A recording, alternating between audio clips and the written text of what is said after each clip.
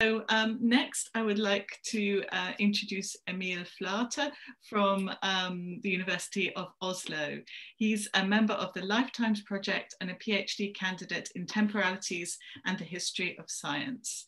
His research probes the relationship between scientific claims about the collective action on collective action on futures, charting the appropriation of futures thinking by the nascent interdisciplinary community of climate scientists around the turn of the 1970s.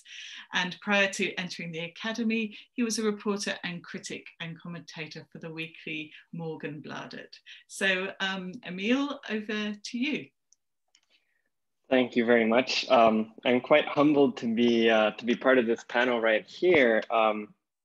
With all of its focus on life scales and the immediate. I always thought that my sort of intellectual instincts were in that terrain, but here I find myself working at a very, very far bigger scale in both time and space. So I hope you'll bear with me as I move into that.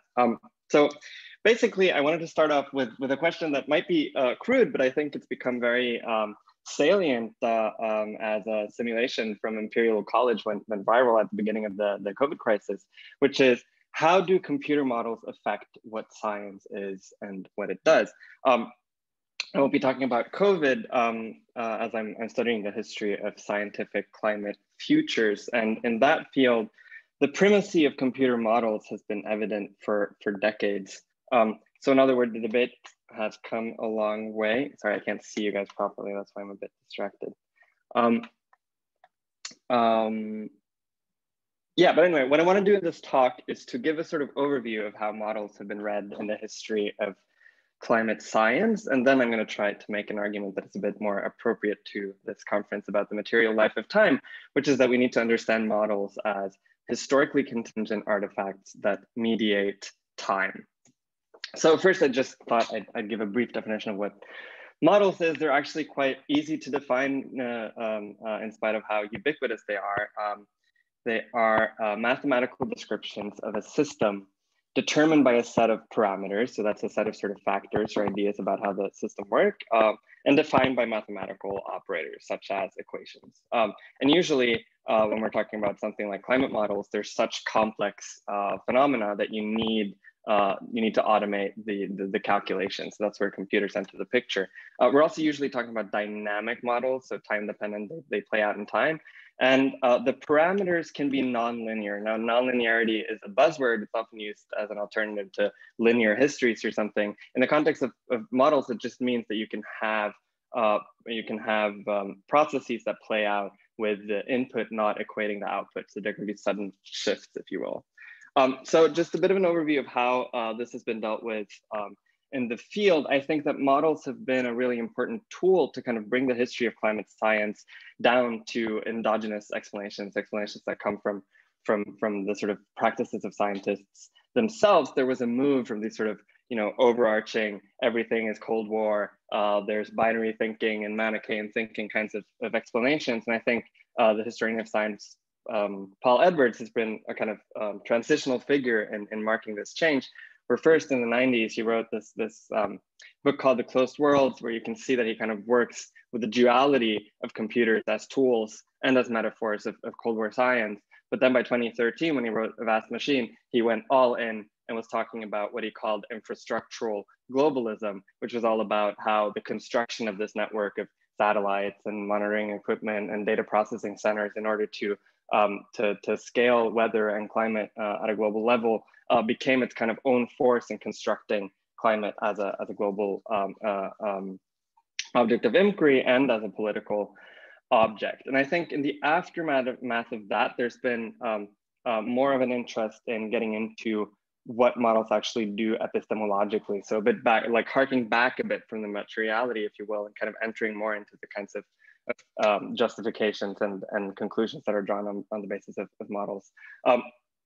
So a big vein there, I think a big tendency in that body of work is to kind of tell the history of climate models as how we got the fait accompli of how science or climate science has become institutionalized as a social practice. This first example explains models as one of the strategies employed to so-called domesticate uncertainty. And my problem with that is that it kind of reiterates this view that risk is manageable, which I think part of the point of risk is that it's really not. It's a form of fallout from social institutions.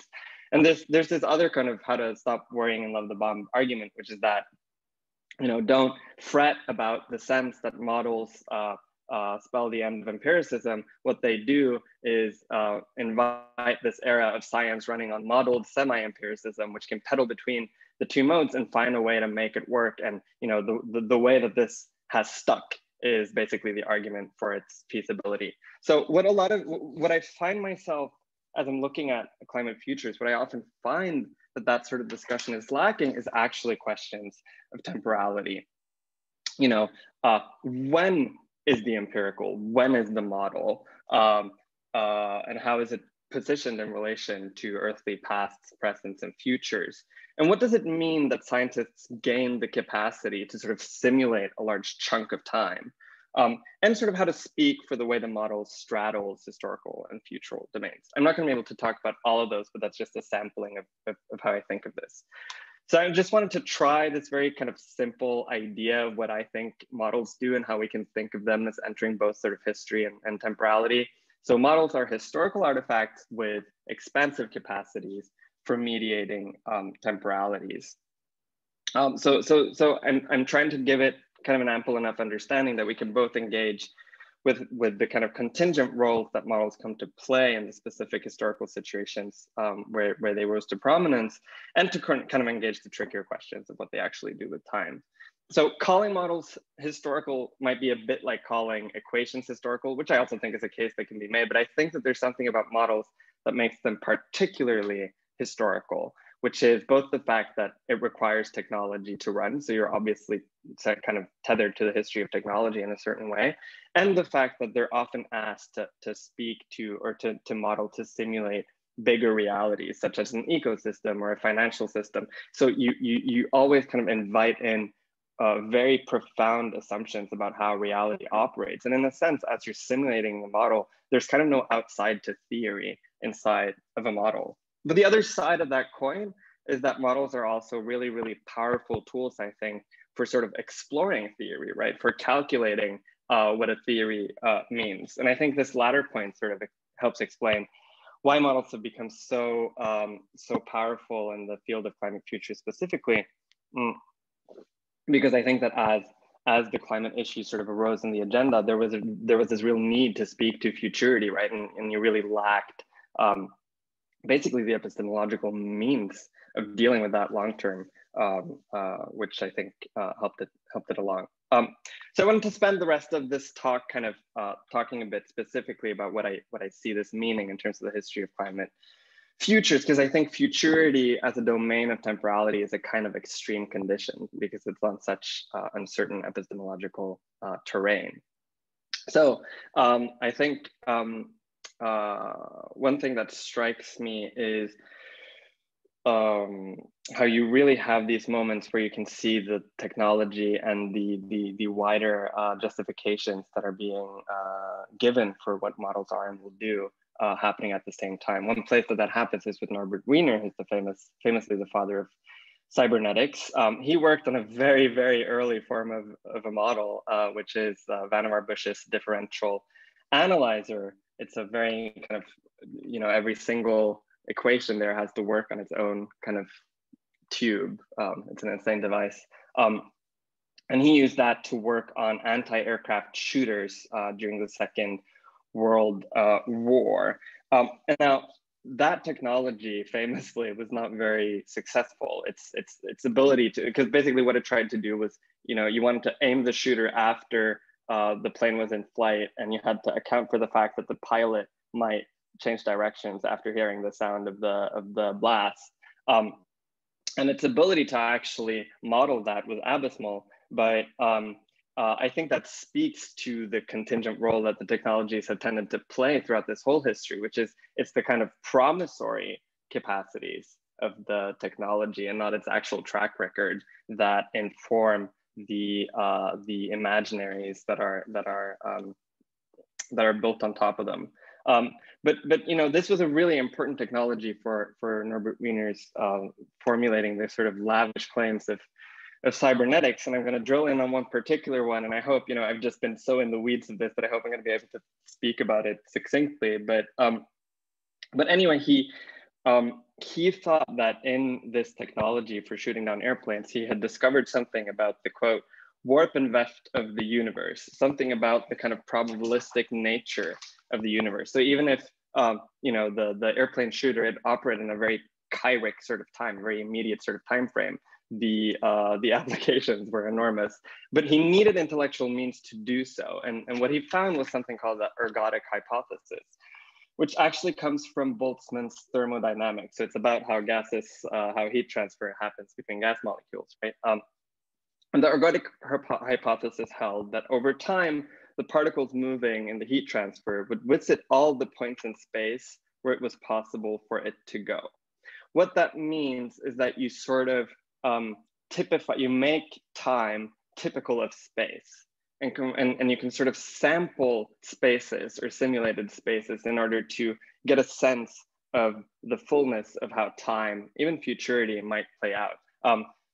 To get there, though, you needed the statistical mechanics of Josiah Willard Gibbs, which is what Wiener picked up on in Cybernetics and the sequel, The Human Use of Human Beings, where he says that in a probabilistic world, we no longer deal with quantities and statements which concern a specific real universe as a whole, but ask instead questions which may find their answers in a large number of similar universes.